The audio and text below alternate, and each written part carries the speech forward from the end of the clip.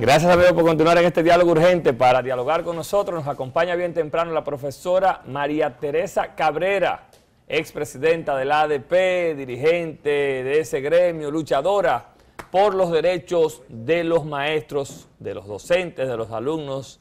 ¿Y por qué esto marcha un chin derecho? Profesora, buenos días, bienvenida. Muy buenos días, un placer estar acá de nuevo. Sí. Qué bueno para tener un diálogo urgente en temas de interés nacional. Así es. Vamos a empezar, María Teresa, esta conversación con su valoración sobre la aplicación del 4% en los primeros 4 años del presidente Danilo Medina. ¿Qué lectura en breve le da usted al mismo? Bueno, yo pienso que hay que reiterar de esta conquista, ¿no?, que es el resultado de un esfuerzo importante de movilización del pueblo dominicano, que tiene sentido reiterarlo porque muestra que cuando la sociedad se moviliza, cuando los ciudadanos son capaces de apropiarse de un derecho, demandarlo con civismo y con movilización sostenida, se pueden lograr conquistas de estas dimensiones. En términos de su aplicación, yo creo que el referente para evaluar el periodo de 4 años de aplicación del 4% son los compromisos que se hicieron, las metas, la programación que se hizo, y entonces ese tiene que ser el referente. Nosotros comenzaríamos indicando que algo que la gente, el común, dice, es que el 4% se usó solo para construcción. Y de repente se piensa que está resuelto el problema de infraestructura en educación. Y no es verdad. Yo creo que hay que recordar que la meta que se planteó fue de 28,000 nuevas aulas. Y realmente el sistema necesita más aulas. Sí, nosotros teníamos unas 31,000 aulas, pero más de la mitad realmente no eran aulas. Ahora bien, ¿qué pasa? De esa meta que se planteó para el periodo, realmente no logramos el 50%, no llegamos al 50% en términos de construcción de aulas. De infraestructura. Y de ese 50%, la calidad. Muchas veces hemos cuestionado o hemos evaluado de que las construcciones de las aulas que se han hecho, primero, hay planteles y mucha gente dice, bueno, pero todos lo critican, pero ¿cuál fue el criterio de construcción de espacios educativos? Planteles donde tú vas, no dejaron espacio libre para recreación de los estudiantes y para mirar el techo, para mirar el cielo tienen que mirar literalmente hacia arriba porque no dejaron espacio físico. O simplemente construyeron aulas cuadradas y luego se dieron cuenta, mira, pero para dar esta asignatura no es el espacio adecuado. ¿Cómo valora la calidad de esa infraestructura? Muy mal. Hay evaluaciones e investigaciones que se han hecho en relación primero con los criterios de accesibilidad. Eso la propia Coalición por una Educación Digna hizo un levantamiento en 51 escuelas de las que se construyeron nuevas, y realmente el nivel de cumplimiento de los criterios de accesibilidad era muy bajo. Pero también hubo una investigación que fue, digamos, promovida por el Compromiso Político y Social por la Educación respecto al cumplimiento de los criterios de seguridad sísmica. Eso tampoco se cumplió. Eso se puso de manifiesto ahí mismo, se puso de manifiesto la debilidad en construcción en estas lluvias. ¿Cuál fue la opinión de ustedes como gremio? Claro que se puso de manifiesto.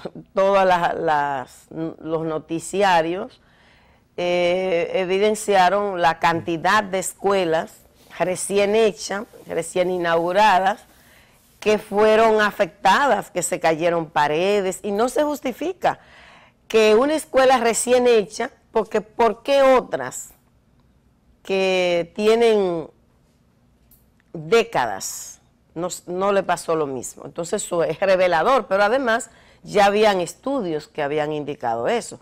Pero también los criterios pedagógicos a los que hacía referencia, a veces se piensa que cualquier cajón puede ser apropiado para desarrollar un proceso de aprendizaje, un proceso pedagógico.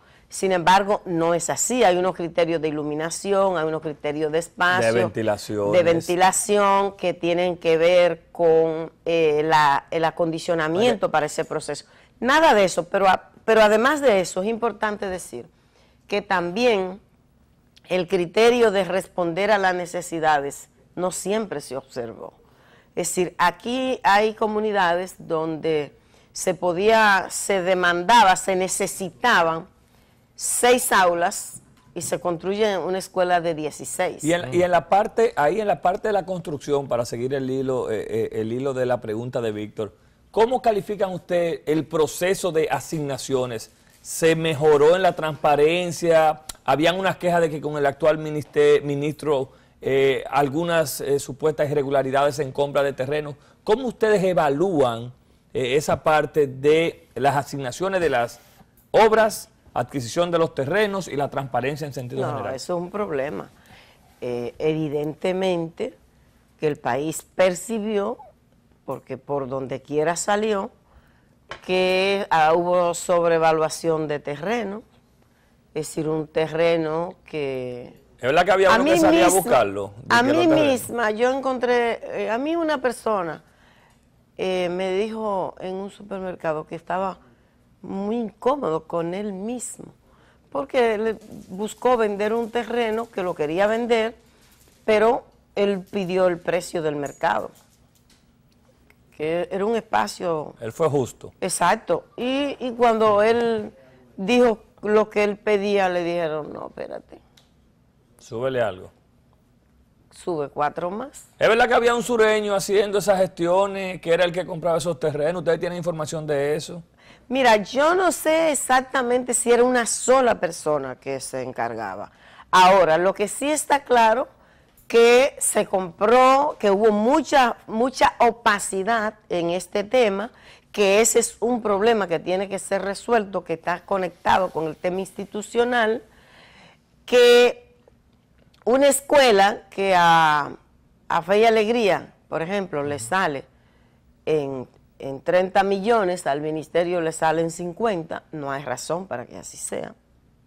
Al gobierno le salen 50, y esa es una manera de desviar recursos, porque pudiésemos construir otra escuela en otra comunidad, con lo que se va por esa vía. Sin el prorrateo del personal dedicado a supervisión, que debe ser muchísimo mayor, bueno, por lo que el monto aumenta. Yo conocí una experiencia en Jarabacoa, una comunidad de Jarabacoa, que se plantó y le daba seguimiento y chequeaba, consiguió el contrato, consiguió el presupuesto de una escuela que se estaba construyendo y generó una situación tal que veía cada vez que ponían un material que no era el que decía que estaba presupuestado, era de peor calidad. Se estaba fiscalizando lo que en su comunidad se estaba haciendo. La comunidad. Pero le dio mucho trabajo conseguir el presupuesto, conseguir el contrato. No lo consiguieron porque el ministerio lo entregó, que es como debería ser.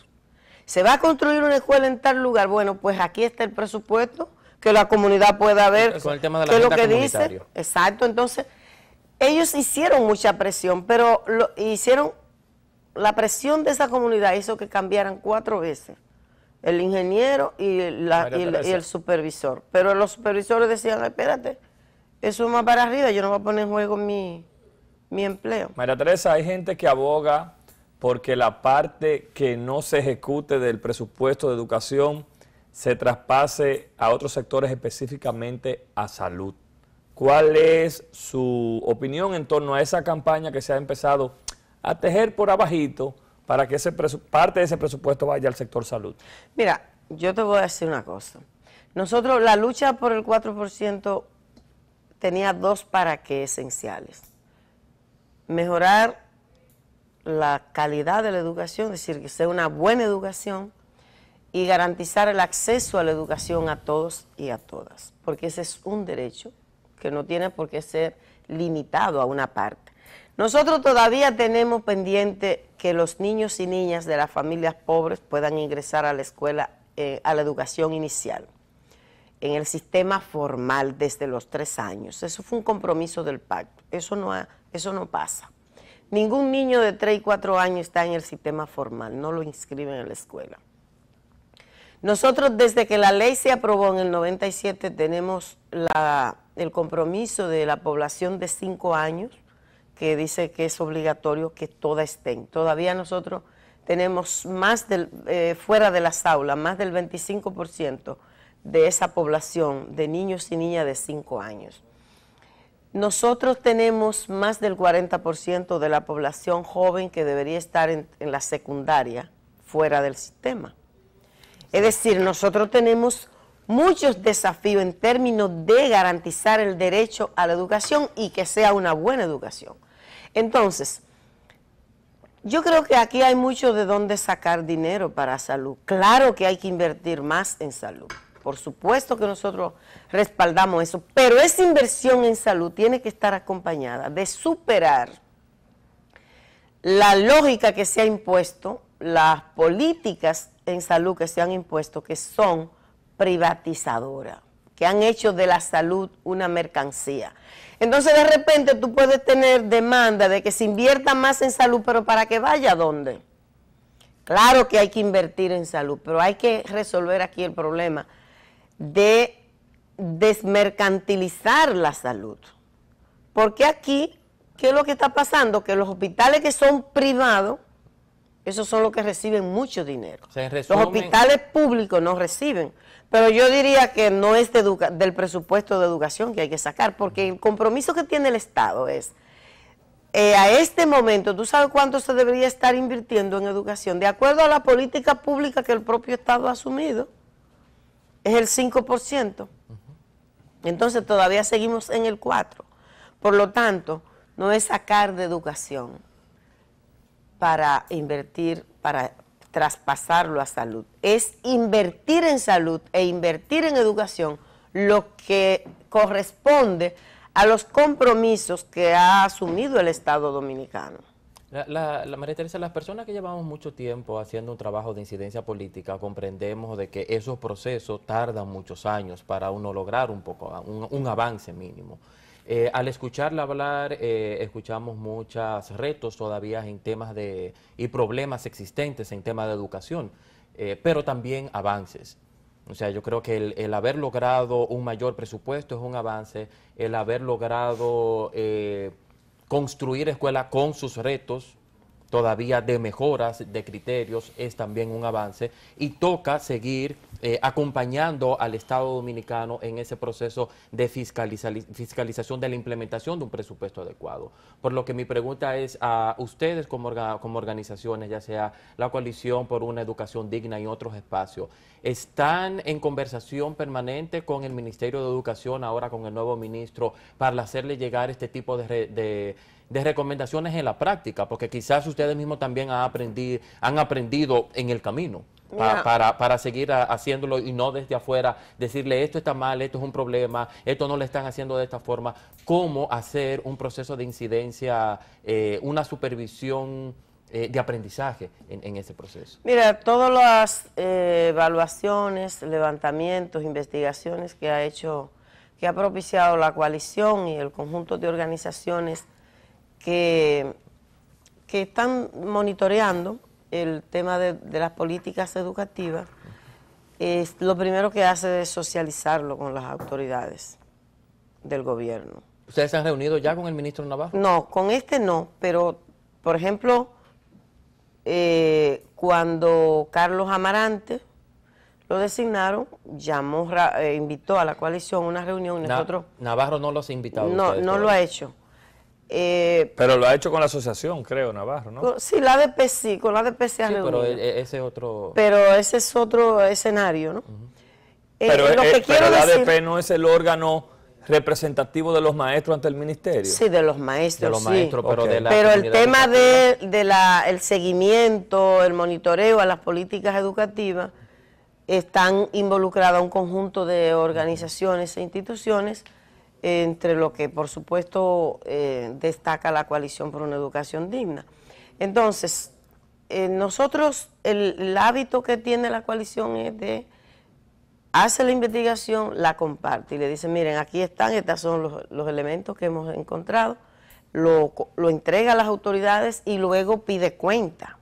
Exacto. Pide cuenta qué han hecho, qué cosas se han corregido de las que se han planteado. ¿Usted nosotros, por ejemplo, con Navarro, ¿la han solicitado o no? Tampoco. En el Petit Comité se vio la idea de solicitar una reunión.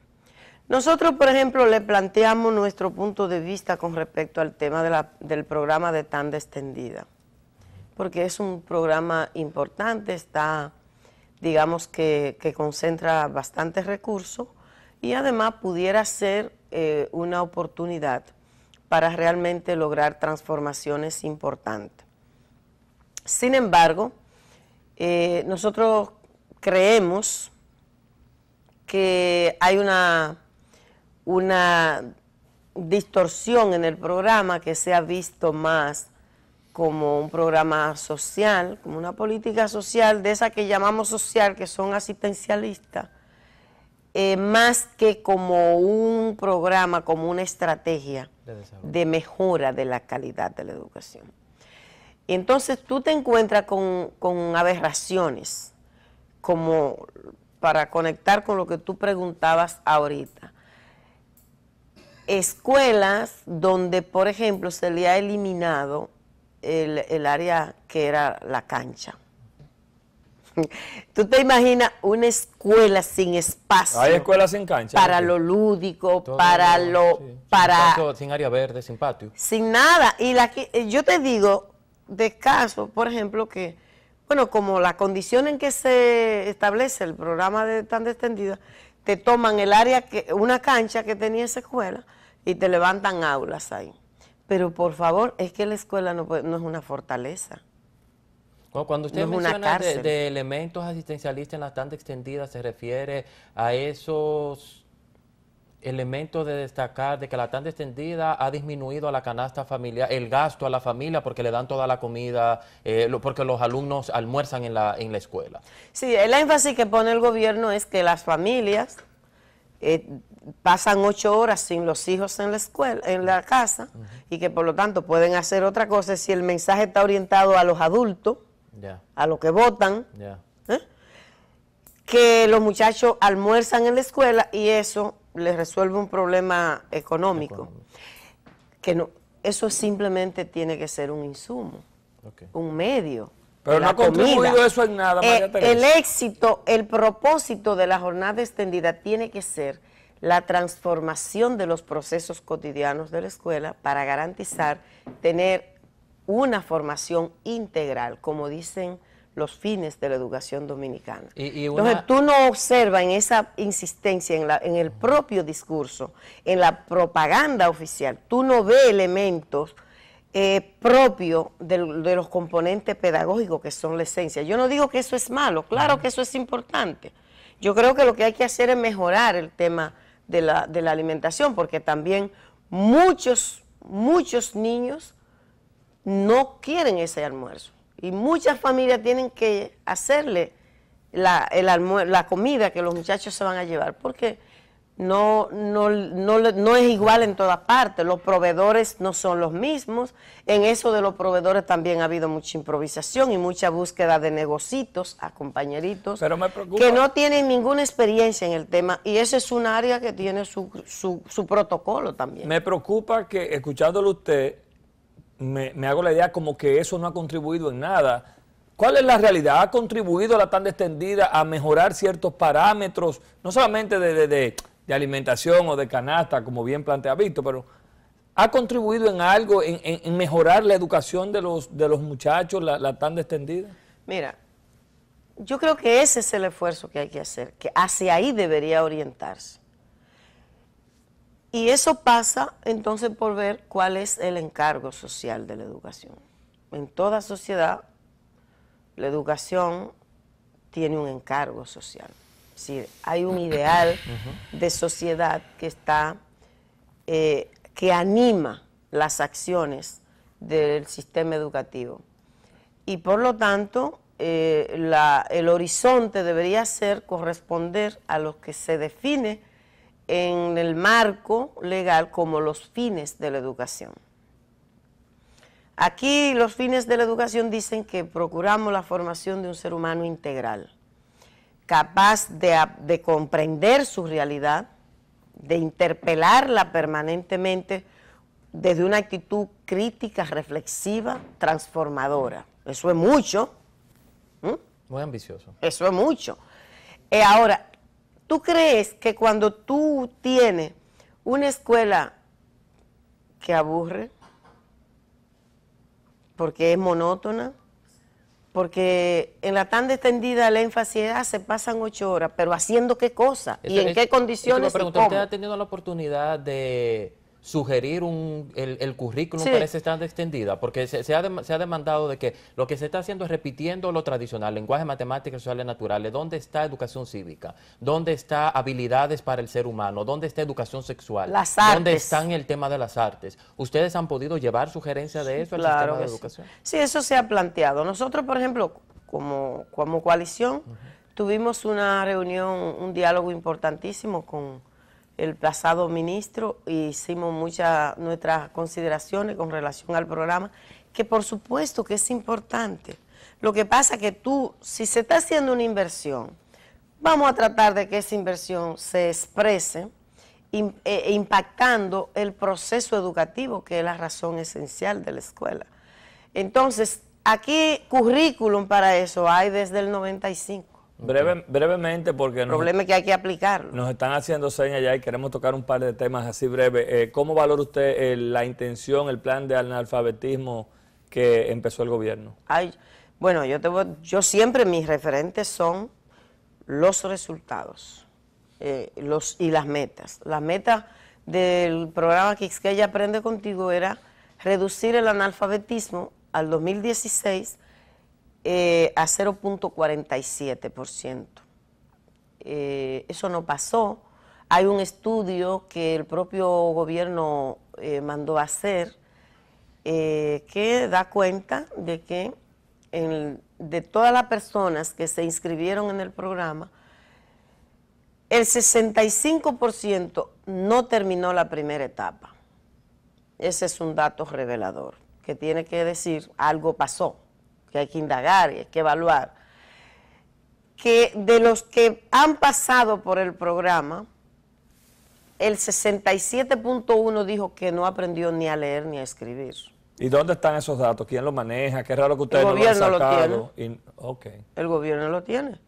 Lo que pasa es que eso lo mandó a hacer el gobierno y eso se lo entregaron al gobierno, y el gobierno no va a promover eso, porque a fin de cuentas eso no son tan buenos. Ahora, yo te doy los datos porque yo tuve acceso, yo tengo los resultados de esa investigación. Y María Teresa, ya saliendo un poquito de las aulas, María Teresa Cabrera, la política, ¿qué está haciendo? ¿Dónde está militando? Veremos en otra boleta, en otras elecciones nuevamente a María Teresa en una boleta. Bueno, mira, yo realmente mis preocupaciones en términos políticos no son necesariamente, bueno, si estaré o no estaré en una boleta. El tema de ser candidato o no ser candidato no es lo esencial. Yo creo que la situación del país en términos institucional, en términos políticos, en términos éticos, en términos social, realmente son las que importan, y desde la acción política me parece que hacia allá hay que concentrar la atención. Yo creo que, por ejemplo, en este momento el tema de Odebrecht tiene que ser un tema que articule a esta sociedad y la movilice. No es posible que esta empresa, ya ahí no es un tema de investigar, porque la empresa confesó, a confesión de parte, relevo de pruebas, dicen. Pero el fiscal dice que sí, que tiene que investigar. Sí, pero no es solo que lo diga, es que investigue. Que investigue y que dé paso como están haciendo en otros países, porque a mí me preocupa ver al procurador diciendo que a las empresas, a las instituciones del Estado que le lleven los contratos, porque a lo mejor él anda buscando que va a encontrar una cláusula en los contratos que diga, el soborno es tanto, por favor. Esta empresa confesó, dijo que ha pagado 92 millones del 2001 hasta acá. ¿Y usted cree que fue 92? No, dijo ella. Yo creo que eso es una parte, porque tú tienes que ir a la sobrevaluación y demás. Pero es muy duro que como dominicanos y dominicanas, que estamos viendo que hace falta dinero para salud, que estamos viendo comunidades que tienen hospitales intervenidos hace años y que no tienen dónde resolverlo, que tú tienes millones que no tienen acceso a los servicios de salud porque no tienen un seguro, que tú tienes millones de dominicanos viviendo sin acceso a agua potable, 92 millones que ha dicho la empresa, sí, lo pagué en soborno, pero tú sabes que eso es parte de la deuda que tenemos que pagar, porque al final de cuentas eso se financió, se agregó en el financiamiento y tiene que salir de los hombros del pueblo dominicano. Por lo tanto, creo que hay que generar una acción movilizadora que se plantee realmente que le pongamos fin a la impunidad. Antes de terminar, eso comentábamos ayer en el programa, por qué instituciones también de sociedad civil, como se movilizaron para un 4%, no se han movilizado para un tema de justicia, seguridad ciudadana o un tema de transparencia. Va a haber movilización, sí. Va a haber una marcha importante en este mes. Ayer nos reunimos un grupo de organizaciones sociales y claro que nos vamos a movilizar y eso va a ser el inicio de un proceso que no va a detenerse hasta que haya clara voluntad de ponerle fin al tema de la impunidad. Pero imagínese usted brevemente, los candidatos que se avisoran para el 2001, para el 2020 pueden verse involucrados en este escándalo muchos funcionarios de ellos, que son Hipólito y Leonel. Mira, el que tenga que ver con esto, el que esté involucrado, que responda. Lo que esta sociedad no puede darse el lujo es ni de que se frenen, ni de que sean selectivos los procesos de búsqueda, de corrupción, de persecución a la corrupción, que sea todo el que tenga que ver que responda. Caiga. Gracias, María Teresa Cabrera. Este espacio está a la orden cuando se reúnan con Navarro y para esa marcha que van a realizar o esas acciones sociales. Bueno, pues muy pronto estaré aquí de nuevo. Dirigente de la ADP, expresidenta de ese gremio, María Teresa Cabrera nos acompañó en este diálogo urgente. No se vayan, que volvemos a la mesa de los comentarios.